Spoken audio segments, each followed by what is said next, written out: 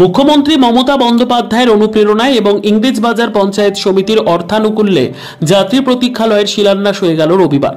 এদিনেই শিলান্যাস কর্মসূচি চোখে পড়ে ইংরেজবাজার ব্লকের কোতোয়ালি অঞ্চলের তারাকালী মোড়ে।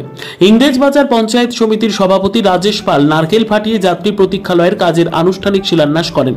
তিনি ছাড়া উপস্থিত ছিলেন কোতোয়ালি অঞ্চলের উপপ্রধান প্রসেনজিৎ দাস সহ অন্যান্যরা।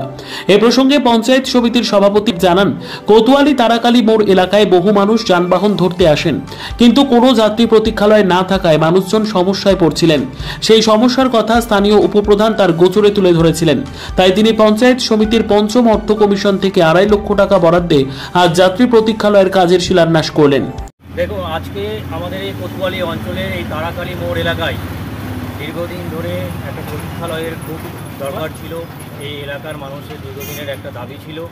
এখানে বয়স্ক মানুষরা যখন গাড়ি ধরতে আসেন বা যানবাহন ধরার উদ্দেশ্যে আসেন, তখন এখানে ওনাদের হয়তো দাঁড়িয়ে থাকতে হয় কিছুক্ষণ। তো সেখানে প্রতীক্ষালয় হলে তাদের সুবিধে হতো। আমাদের এই এলাকার সদস্য তথা আমাদের কোতোয়ালি অঞ্চলের উপপ্রধান সাহেব প্রসেনজিৎ দাস মহাশয় তাদের কথা এটা ভেবেছেন এবং আমাকে সেটা নিয়ে একবার বলছিলেন যে একটা প্রতীক্ষালয় খুব সুবিধা হয়। তাই আমাদের মাননীয় মুখ্যমন্ত্রী মমতা ব্যানার্জি মহাশয়ের উদ্যোগে, তার অনুপ্রেরণায় আমাদের ইংরেজবাজার পঞ্চায়েত সমিতির যে পঞ্চম অর্থ কমিশন SFC তার যে অর্থ ফান্ড, সেখান থেকে 2,50,000 টাকার প্রায় 2.5 লক্ষ টাকার ব্যয়ে এখানে একটা প্রতীক্ষালয় শুরু হতে যাচ্ছে। তারই আজকে এখানে শুভ শিলান্যাস। কতখানি সুবিধা হবে যাত্রীদের? এই প্রতীক্ষালয় হলে পরে আমরা যেটা মনে করি, এলাকার বাসীরাও সকলেই প্রত্যেকেই খুশি।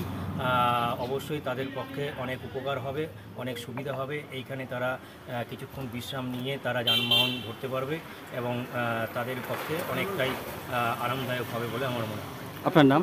আমি রাজেশ পাল, সভাপতি ইংরেজবাজার পঞ্চায়েত সমিতি। Bureau report, news for Bengal. This channel does not promote or encourage any illegal activities. All contents provided by this channel is meant for educational purpose only.